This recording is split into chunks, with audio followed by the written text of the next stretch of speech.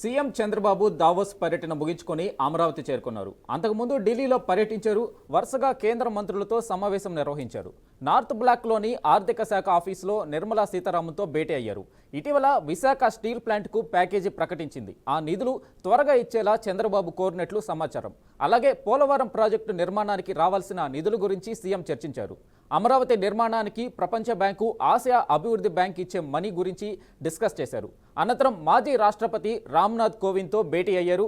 ఇక దీనిపై పూర్తి సమాచారం మా ప్రతినిధి మధు అందిస్తారు. మధు, ప్రస్తుతం చూసుకుంటే కనుక ముఖ్యమంత్రి చంద్రబాబు నాయుడు దావోస్ పర్యటన అంటే ప్రపంచ ఆర్థిక సదస్సుకు సంబంధించిన పర్యటన పూర్తి చేసుకుని నేరుగా ఢిల్లీ చేరుకున్నారు. ఆ ఢిల్లీ అనంతరంలో చూసుకుంటే కనుక ఢిల్లీలో కనుక అంటే నార్త్ బ్లాక్లో చూసుకుంటే కనుక ఆర్థిక శాఖ మంత్రి ఎవరైతే నిర్మలా సీతారామన్ కూడా కలవడం జరిగింది. దాదాపు 45 నిమిషాలు ఆ భేటీ అనంతరం కూడా అనేక విషయాలు అంటే రాష్ట్రానికి సంబంధించిన ఆర్థిక విషయాలు కానీ ఏదైనా చర్చించడం జరిగింది. అయితే కనుక ముఖ్యంగా చూసుకుంటే కనుక ఫిబ్రవరి 1వ తారీఖున కేంద్ర ప్రభుత్వం ఏదైతే ఉందో బడ్జెట్ అనౌన్స్ చేసే బడ్జెట్లో దాంట్లో చూసుకుంటే కనుక రాష్ట్రానికి రావాల్సిన నిధులకు సంబంధించిన అనేక వివరాలు కూడాను నిర్మలా సీతారామన్తో చర్చించిన విషయాలు కూడా తెలుస్తోంది. అయితే కనుక ముఖ్యంగా చూసుకుంటే కనుక కేంద్రం విడుదల చేస్తామని ఏదైతే ప్యాకేజీ ప్రకటించద్దో వైజాగ్ స్టీల్ ప్లాంట్ సంబంధించిన నిధులు విడుదల చేయడంలో కూడా అదేవిధంగా చూసుకుంటే కనుక అదేవిధంగా అమరావతి అభివృద్ధికి సంబంధించిన నిధులు విడుదల చేయడంలో కానీ అనేక విషయాలు కూడా నిర్మలా సీతారామన్తో చర్చించినట్టు సమాచారం ఉంది. అయితే కనుక ప్రస్తుతం చూసుకుంటే కనుక